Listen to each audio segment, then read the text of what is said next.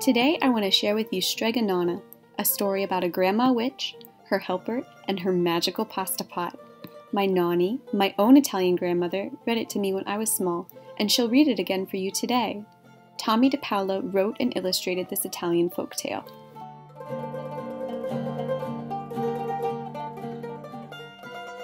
In a town in Calabria, a long time ago, there lived an old lady everyone called Strega Nona, which again means Grandma Witch. Although all the people in town talked about her in whispers, they all went to see her if they had troubles. She could cure a headache with oil and water and a hairpin. She made special potions for girls who wanted husbands, and she was very good at getting rid of warts. But Strega Nona was getting old, and she needed someone to help her keep her little house and garden. So she put up a sign on the town square, and Big Anthony, who didn't pay attention, went to see her. "Anthony," said Strega Nona, "you must sweep the house and wash the dishes. You must weed the garden and pick the vegetables. You must feed the goat and milk her. For this I will give you 3 coins and a place to sleep and food to eat." "Oh, grazie means thank you," said Big Anthony. "The one thing you must never do," said Strega Nona, "is touch the pasta pot. It is very valuable, and I don't let anyone touch it." "Oh, see, yes," said Big Anthony.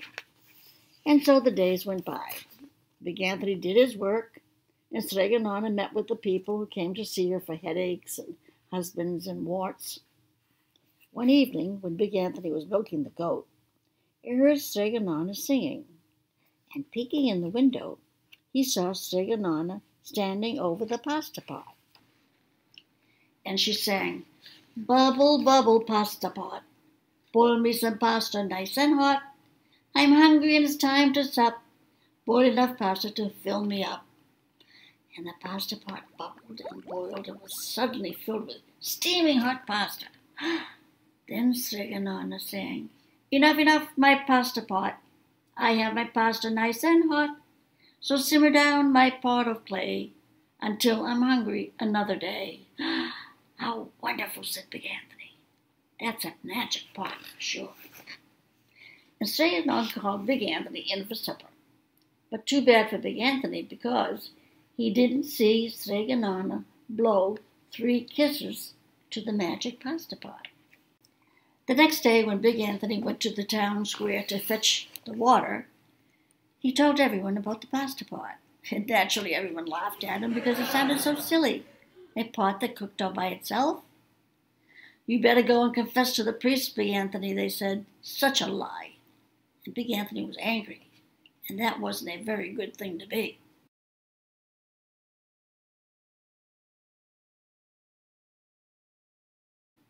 "I'll show them," he said to himself. "Some day I will get the pasta pot and make it cook, and then they'll be sorry."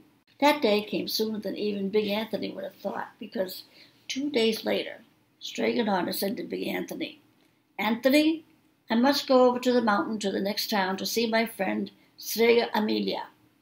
Sweep the house and weed the garden. Feed the goat and milk her. And for your lunch, there is some bread and cheese in the cupboard. And remember, don't touch the pasta pot." "Oh, yes, yes, Strega Nona," said Big Anthony. But inside he was thinking, "My chance has come."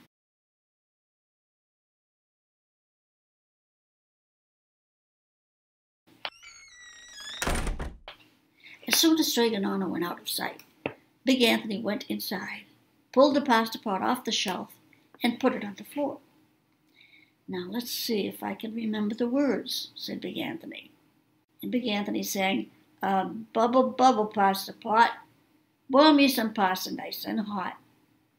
I'm hungry and it's time to sup. Boil me enough pasta to fill me up."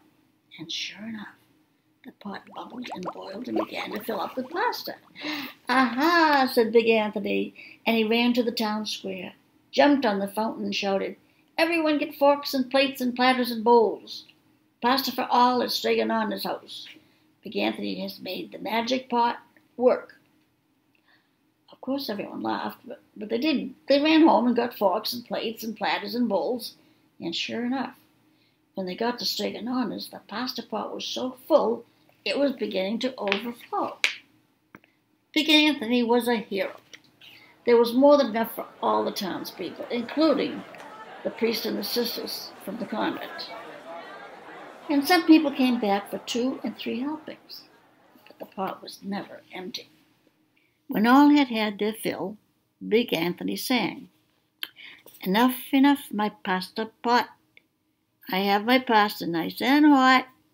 So simmer down my pot of clay until I'm hungry another day." But alas, he did not blow the 3 kisses.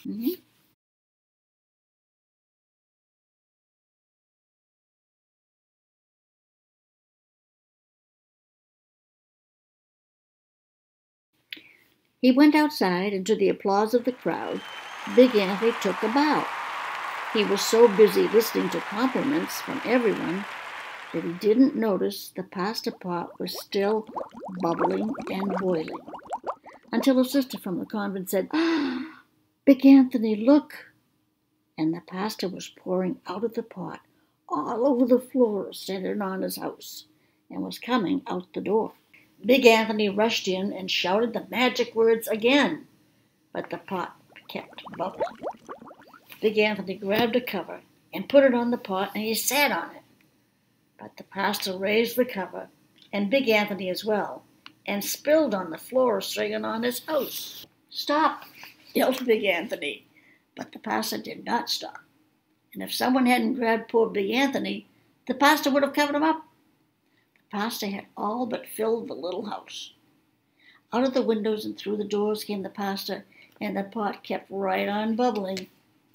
The townspeople began to worry. "Do something, Big Anthony," they shouted. Big Anthony sang the magic song again, but without the 3 kisses, it did no good. By this time, the pasta was on its way down the road, and all the people were running to keep ahead of it. "We must protect our town from the pasta," shouted the mayor. "Get mattresses, tables, doors, anything to make a barricade." But even that didn't work. The pot kept bubbling, and the pasta kept coming. "We are lost," said the people. "The pasta will cover our town," they cried. And it certainly would have, had Strega Nona not come down the road home from her visit. She didn't have to look twice to know what had happened. She sang the magic song and blew 3 kisses, and with a sputter, the pot stopped boiling, and the pasta came to a halt. But then they turned on poor Big Anthony. "String him up," the men in the town shouted. "Now wait," said Strega Nona.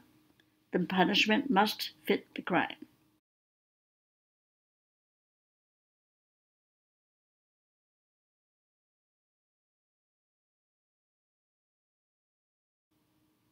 And she took a fork from a lady standing nearby, and she held it out to Big Anthony. "All right, Anthony, you wanted pasta from my magic pot, and I want to sleep in my little bed tonight, so start eating." And he did. Poor Big Anthony.